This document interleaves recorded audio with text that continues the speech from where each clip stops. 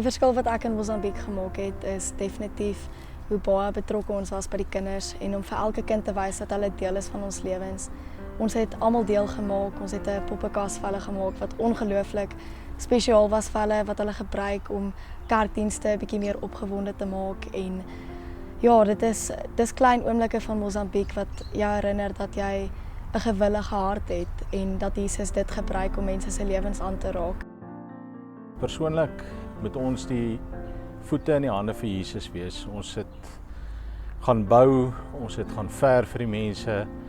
Daarso is bedrading gedoen vir die kerk en vir die gemeenskap. So die verskil wat ons gemaak het is dalk klein, maar dit is al blywend vir die gemeenskap van Mosambiek.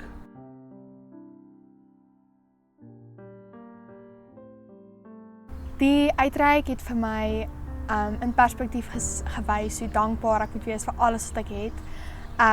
Ek is so bevoorreg om 'n huis te hê en 'n kerk te hê en 'n gemeenskap wat lief is vir my.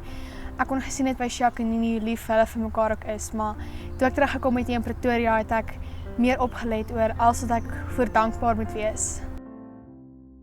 Die Mosambiek uitreik het vir my beteken om te leer dat die Here kan voorsien en sorg op soveel verskillende maniere as waaraan ek blootgestel is hier by Skelkrans en dat volle vertroue op hom regtig wonderwerke kan bewerkstellig in jou daaglikse lewe en om minder goed van selfsprekend te vat, dat werklik alles wat ons het, van die klere tot kos wat ons eet, uit sy hand uitkom en om dankbaar te wees daarvoor. Wat dit vir my gedoen het was om uit te vind dat my gawe is regtig die van 'n apostel. Ons het geleer hier by die kerk dat wat ons gawes is, maar toe kon ek in praktyk sien, ek hou daarvan om dinge te doen vir mense in Mosambiek. Ek hou daarvan om nuwe idees te kry oor hoe kan ons mense bereik. En dit het vir my dink ek heeltemal 'n nuwe dimensie aan my geloof gegee om dit te beleef. Ek dink mense moet op die uitreik gaan bloot want dit wys vir jou wat God vir jou beplan het. Dit wys ook vir jou die rustigheid van lewe en hoe om werklik in vrede en in gelukigheid te lewe.